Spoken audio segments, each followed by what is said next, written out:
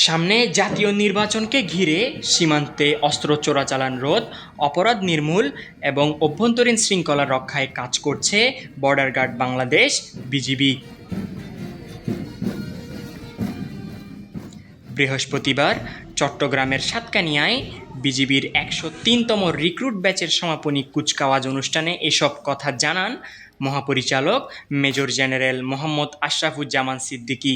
সাতকানিয়ার বাইতুল ইজ্জত বিজিবি প্রশিক্ষণ কেন্দ্রের বীর উত্তম মুজিবুর রহমান প্যারেড গ্রাউন্ডে এই কুচকাওয়াজ অনুষ্ঠিত হয়।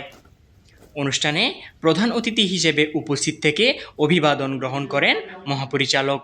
এবারের ব্যাচে ৩৬ জন নারীসহ মোট ৬৯৪ জন রিক্রুট প্রশিক্ষণ সম্পন্ন করেছেন। তাদের মধ্যে সর্বোত্তম রিক্রুট হিসেবে পুরস্কার পেয়েছেন সাইফ মিয়া এবং নারীদের মধ্যে শাপলা খাতুন। ফায়ারিংয়ে শ্রেষ্ঠত্ব অর্জন করেন শামীম আহমেদ এবং শারীরিক উৎকর্ষতায় সেরা হন মইনুল ইসলাম। বিজয়ীরা বিজিবি মহাপরিচালকের কাছ থেকে ক্রেস্ট গ্রহণ করেন। নতুন সৈনিকরা দেশের ৪,৪২৭ কিলোমিটার সীমান্তে যে কোনো পরিস্থিতিতে দায়িত্ব পালনের শপথ গ্রহণ করেন। পরে সাংবাদিকদের সাথে মতবিনিময়ে মহাপরিচালক জানান, সীমান্তে এখনও পুশব্যাক পুশ ইন অব্যাহত রয়েছে, তবে তা বন্ধে বিজিবির কার্যক্রম চলমান। পাশাপাশি আগামী জাতীয় সংসদ নির্বাচন অবাধ, সুষ্ঠু ও নিরপেক্ষ করতে সরকার ও নির্বাচন কমিশনকে প্রয়োজনীয় সহযোগিতা করবে বিজিবি।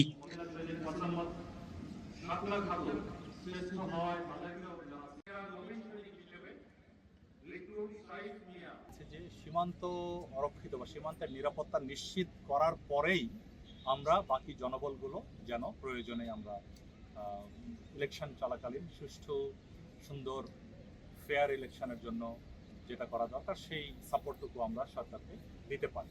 তো সীমান্তবর্তী এলাকাসমূহে সীমান্তের ৮ কিলোমিটারের মধ্যে যে সকল ভোট কেন্দ্র থাকে সেখানে স্ট্রাইক ফোর্স হিসাবে বিজেপির নিয়োজিত হওয়ার সম্ভাবনা রয়েছে।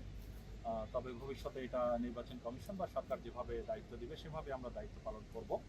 এই ব্যাপারে এই ধরনের কোনো নির্বাচন কেন্দ্রে বা ভোট কেন্দ্রে যদি বিশৃঙ্খলা সৃষ্টি হয় কিংবা জনজীবনের নিরাপত্তার হানি ঘটে, সেই জন্য শুধুমাত্র বিজিবি তো নয়, বিজিবির পাশাপাশি পুলিশ বাহিনী এবং আনসার, কোস্টগার্ড, সকল স্বরাষ্ট্র মন্ত্রণালয়ের অধীনে যেসব বাহিনী রয়েছে সকলকেই দায়িত্ব দেওয়া হয়েছে এবং এই সকলকে নিয়েই গতকাল এই মিটিংটি ছিল।